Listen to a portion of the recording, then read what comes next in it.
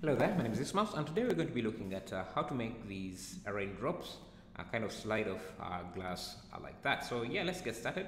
Open up a new Blender file, scale this down so that it gets out of the way, and let's add a plane.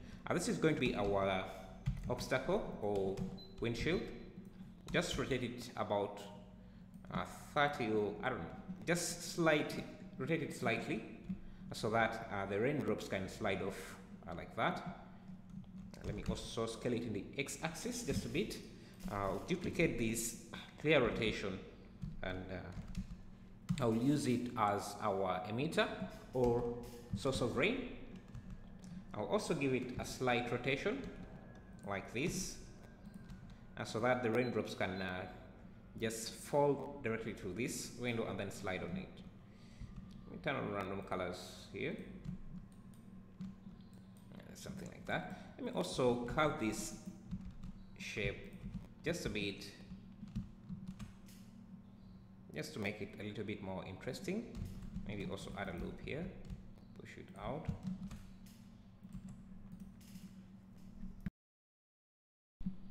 Great. Now let's start working on the rain particles.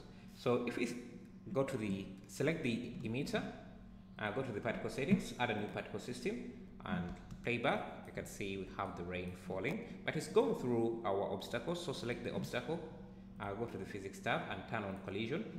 This should make sure that the rain just bounces off instead of going through. But we don't want it to just bounce off, we want it to slide onto the window. So let's increase the damping. This will reduce the velocity of the objects when they hit this obstacle. Also, let's increase the friction to a high number. Before we do that, let's try stickiness and see what happens if they just stick to this. Doesn't really do much, so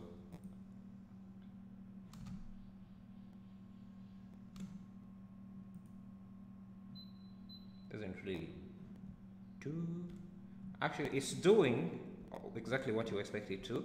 So they're not bouncing off; they are sticking to the obstacle. Because if I turn this off, you can see how they're bouncing off.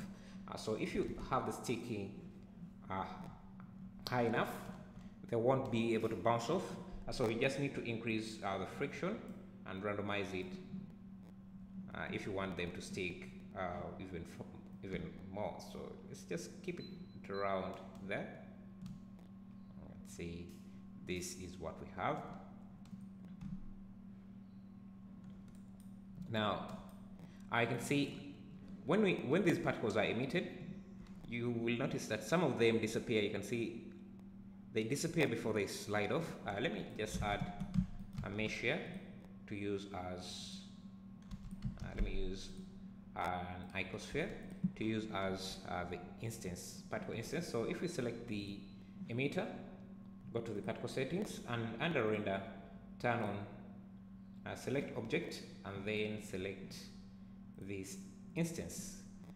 Right now they're too small, so I'll just increase the scale and randomize that as well. So we have smaller particles and larger particles. If you look closely, you will notice that some of them disappear before the slide of the glass, and that is not kind of realistic, because if you look at a reference like this, you'll notice that they never disappear. And another thing to note is that if you have a drop that is sliding off the glass, you'll see that it kind of consumes or attracts any particles it finds in this way. You can see, and leave a smaller trail like that. So to do that, we can't do it with a mesh because, let me scale this a bit. You can see when they come in contact with other meshes, they just intersect with them. They don't really do much at all. First of all, let's fix the issue of the particles disappearing. So select the emitter and a lifetime. This determines how long the particle lasts in the scene before it disappears, or before it's deleted or removed in the scene from the scene. So right now the lifetime is set to 50. So that means from the time the particle is emitted, it will last for about 50 frames and then disappear. That's what you're seeing here. So if we increase this to about 250, which is the length of our timeline, that means that the particles will stay around or stick around until the end of the timeline. You can see now we don't have any of them disappearing. So now let's fix the issue of intersecting that you're seeing here, because particles are just intersecting instead of absorbing themselves when they come into contact. So to do that, we're going to need a different type of object, and the metaball object works really well for this. So if you have two metaball objects close to each other, so if I move this close, you can see how they start dissolving into each other. You can see, and the distance or threshold between them that will have them dissolve into each other or attract each other is controlled under the metaball settings, which is here. So if you increase the influence here, is it this?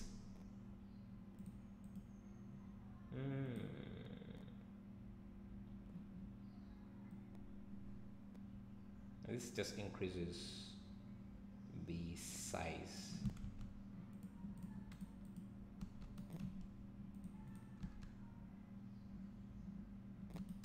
Yeah, you know what? When they're closer, they dissolve into each other, and that's the effect we want to go for. So I'll just use a metaball as our instance. So select the emitter, and under the particle settings, select our metaball as our emitter. Again, right now they're too small, so you can either scale up this or increase the scale here.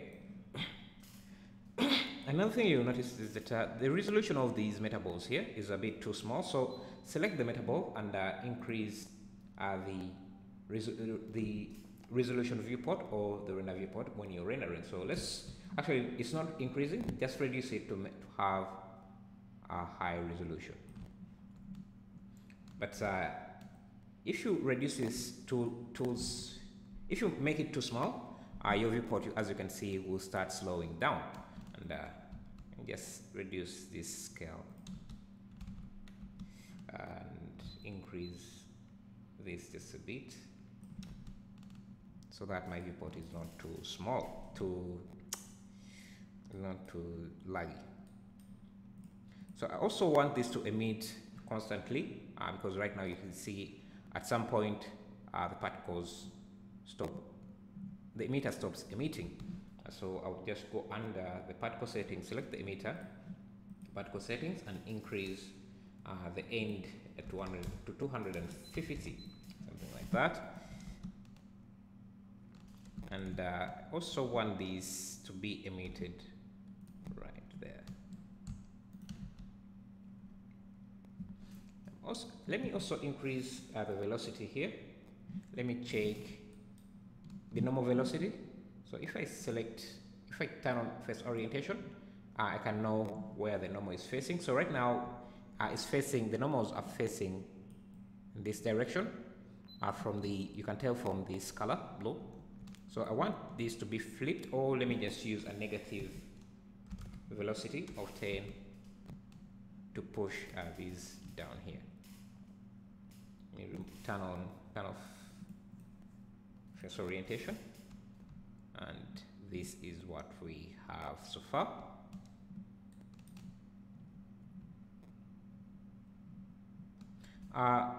Now let's go in and start painting those trails. Where are they? Those trails that you see there. So for that, we need to use a dynamic painting. So you can find that under the physics tab, and let's turn on dynamic painting for the canvas or obstacle.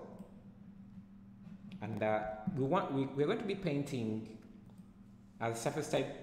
We want it to be, actually we want the format to be image sequence, because we want to paint an image sequence with recording the trails of each droplets. So then we want the end to be, I don't want this the sequence to last 250 frames. Let me just use only 100 frames, and I also bake only 100 frames. And let's see. Yeah, I think that's it for now for the instance. And let's go under the emitter. We're going to use this as our brush. So select the emitter, turn on dynamic painting, and instead of canvas, instead of the type being canvas, we're going to use this as a brush. Add brush, and instead of the paint, the source being a mesh, we want it to be a particle system, and I select our particle system or particle settings. Now, if you play back, nothing happens. We need to go to the render tab. Let me subdivide this and change this to shader editor. Give this object, this windshield, a new material. I'll give it a glass material, so transformation of 1 and roughness of 0. Let's also give this the same material. So, and you can see now we have our particles, but we're not getting those trails just yet. So for that, we need to bake the images, and we want them to be baked into an image sequence. So I will import.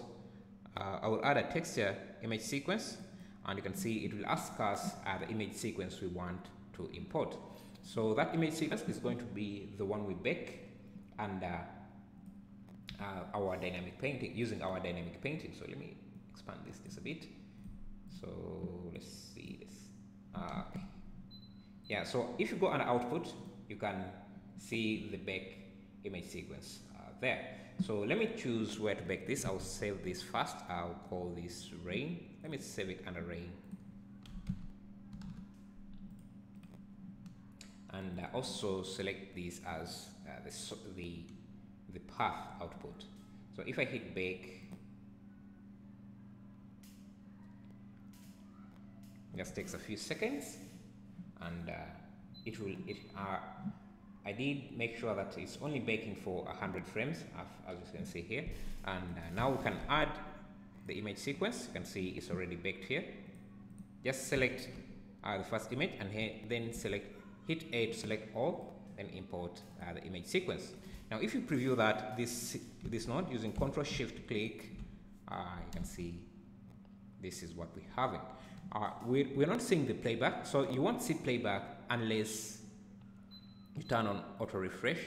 I think this is from my previous tests, so let me make sure that actually saving this. So I'm saving this. Let me save this on the desktop so that it's easier to find. I call this rain. Accept, and this should also get its sequence from the desktop. Okay, so let's hit back.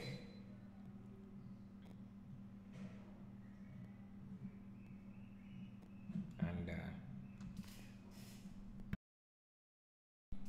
go back here, select everything, import. You can see now, actually this is not it. I need to, okay, what is going on? Go to the desktop, rain, import. Yeah, yes, you can see this is what we want. So there are you want to bake two types of images. You want to bake the paint maps and the weight maps. So check that as well, and then hit bake again to bake also the weight maps. So the paint map will come with color and less detail than the weight maps. That's why I usually like using the weight maps instead of the paint maps. So just go back, scroll down until you find the weight map, where the weight maps begin. Select that, and hold on Shift and select the last weight map image.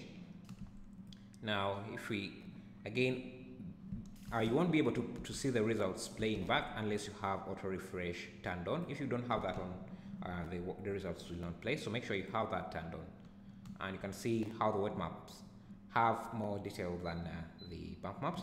So now if you preview the material, you can see nothing is happening right now, but so we can use this as our roughness, and you can see this is what we are getting. So I think where the droplets kind of leave a trail, it's usually more clear than the other parts. So we need to invert this color, invert, to have something like that. I also don't want this to be too rough like this, so I'm just going to add a color, mix RGB, and use this as our factor so that I can control both the trail roughness, which I want to be completely clear, and the other side roughness, something like that. You can see this is what we have. But you see, the trails left are larger than the particles that are leaving the trail. So to fix that, select the canvas and go to the particle settings, go back to the dynamic settings, and you should find the radius here under surface. Reduce that to reduce the radius around the radius of the trails, and hit back again. And see the results.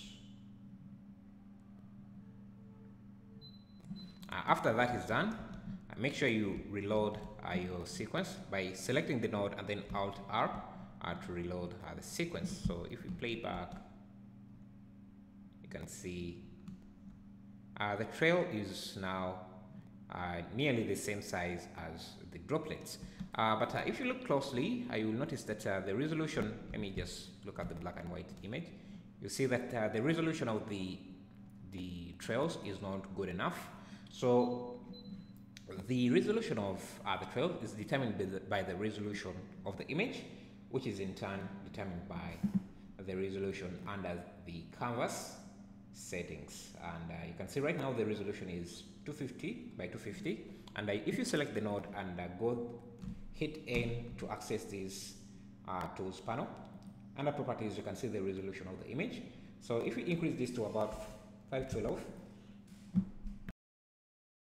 which is basically double the size of the current resolution, double the resolution, and hit back. Also keep note that the higher the resolution, the slower it's going to bake, but the better the quality of the bake. So you can see now it's slowing down. If your PC can handle it, you can even double this to about 2K or just 1024 to have even better results. But because I'm recording and I don't want this to be too long, I'm just going to go with 512, and let's see how that looks. Just need to give it a few more seconds and we'll be good to go.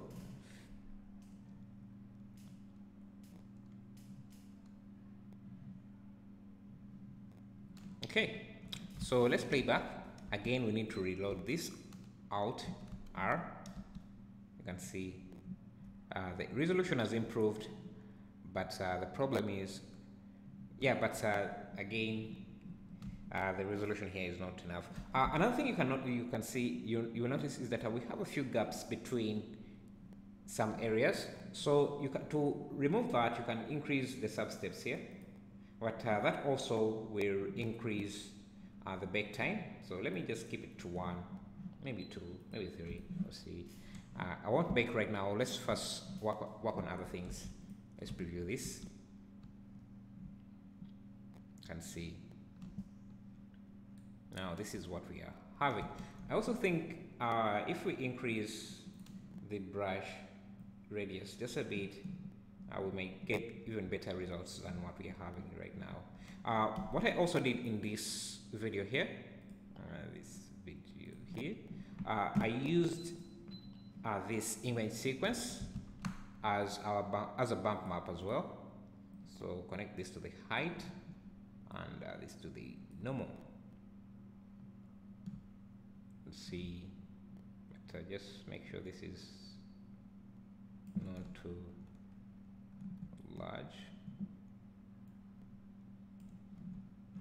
And I think if I add a convert math node here, Let me first preview the results here.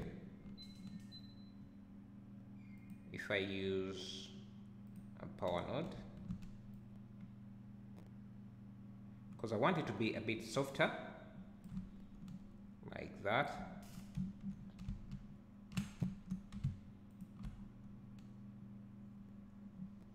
Let's see.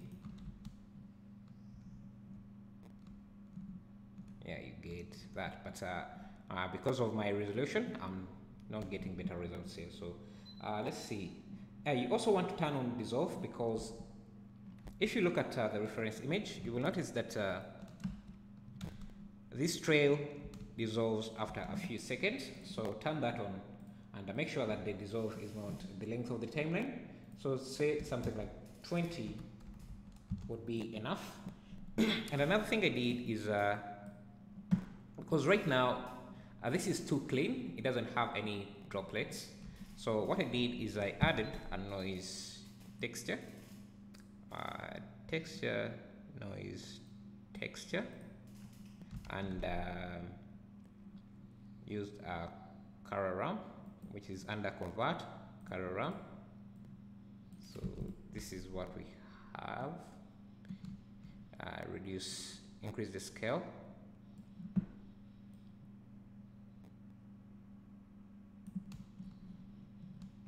And we can mix these two, this with this. So just add a color, mix RGB, connect this to that and this to that, and let's see the results. So what I'm doing is exactly this. So you already have some spots around the glass, and then you would have the trails coming instead of having. So this is what we have, and our trail. So this should be up here, and we should multiply, actually screen, use the blending mode of screen so that it can blend in with the particles. Now if we use this as our normal map and also use it here, we should get better results. Just needs it still compiling for a second here. You can see we have our drops. Maybe this should be a bit bigger.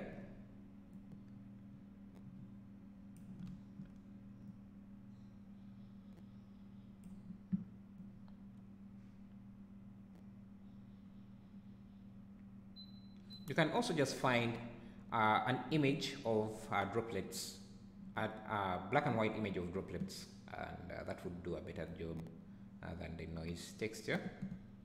But I think this should be okay.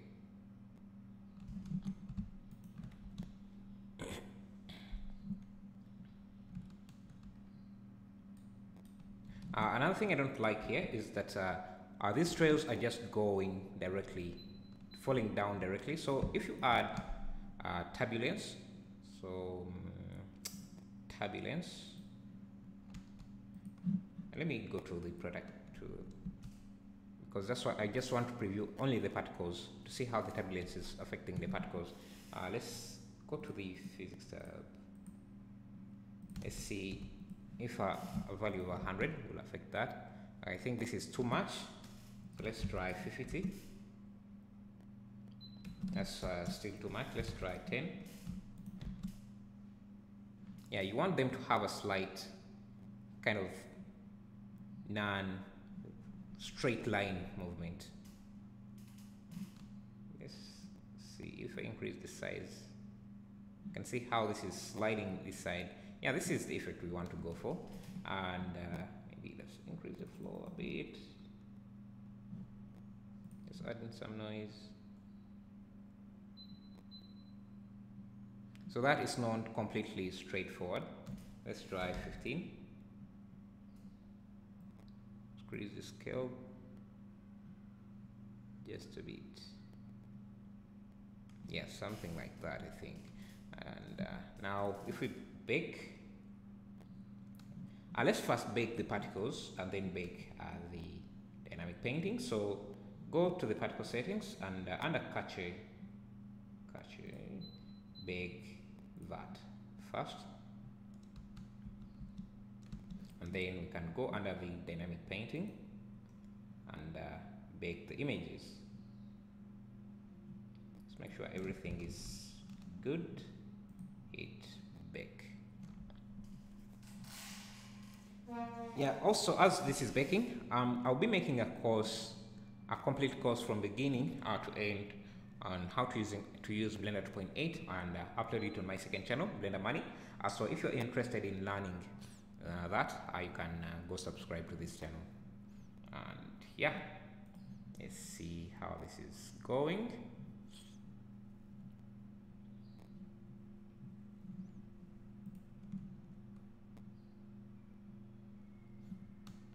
You know what, I think that's enough, because I don't want to edit these, and also don't want to sit you here for too much. So let's see how this looks. Reload this. Now you can see how the trails. So we only baked about 50 frames, so let me just end that there. Yeah. And that's it. I think I should have had this instead of just facing this, so that we have some particles here. But that's basically how you do something like this. And I think you need a better background image here.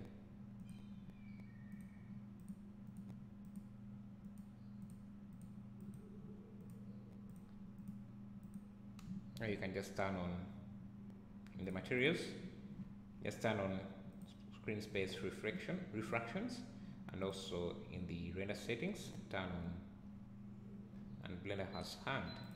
Okay, thanks for watching.